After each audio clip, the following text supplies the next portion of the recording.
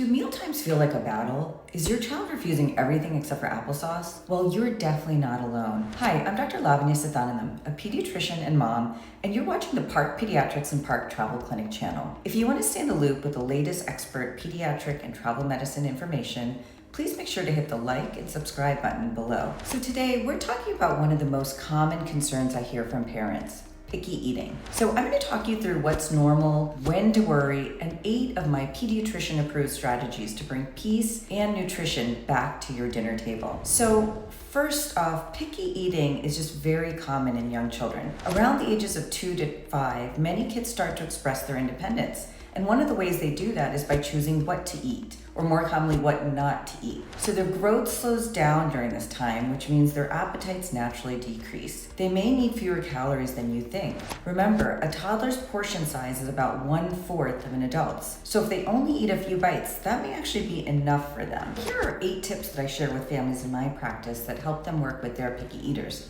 So I hope it helps you as well. Number 1, stick to a meal and snack schedule. Offer 3 meals and 2 to 3 small snacks at consistent times, and try not to give a milk or a snack right before the meal.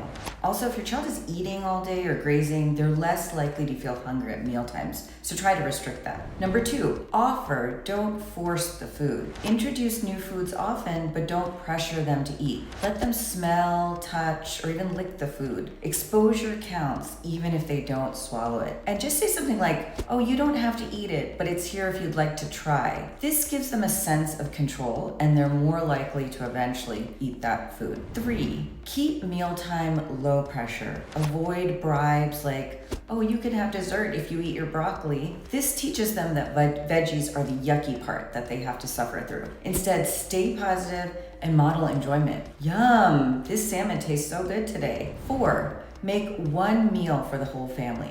Don't become a short order cook. Serve one meal with at least one safe food that you know your child usually accepts. And try to sit at the table together and let them see you eating the same foods. They're more likely to copy you if they see you eating it. 5, limit distractions. No screens, no chasing around the room. It may be tempting to let your child watch cartoons or videos during meals just to get them to eat, but this can backfire in the long term. When kids eat while distracted, they often miss hunger and fullness cues, which can lead to them overeating or a poor relationship with food eventually. Similarly, chasing your child around the room with a spoon encourages mindless eating and prevents them from learning how to sit and participate in a family meal. Instead, create a calm, screen-free environment with everyone seated at the table. Even if your child eats only a few bites, this builds healthy mealtime habits. 6, try the tiny taste approach. A polite bite or one small taste is enough to build comfort over time. Research shows it may take 10 to 15 exposures, sometimes even more than that, before a child accepts a new food. 7,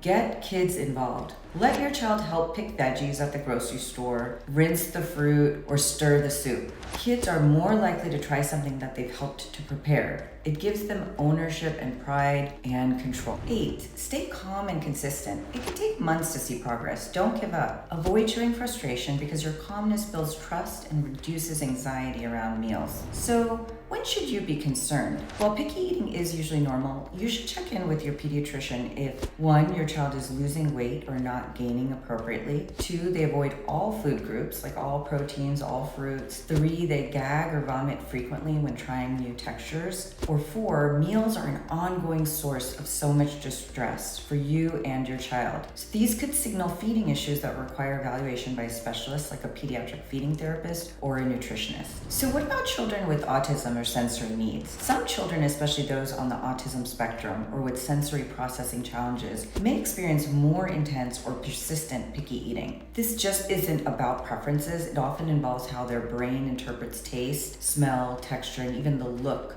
or temperature of food. For example, they may gag at certain textures like mushy or mixed foods. They might strongly prefer crunchy, dry, or same colored items. Some will only eat food in a specific shape, brand, or presentation, like only square crackers or one type of yogurt. These behaviors are not defiance. They reflect real sensory discomfort or anxiety that deserves support and patience. So tips for parents of children with sensory-based picking eating. Desensitization.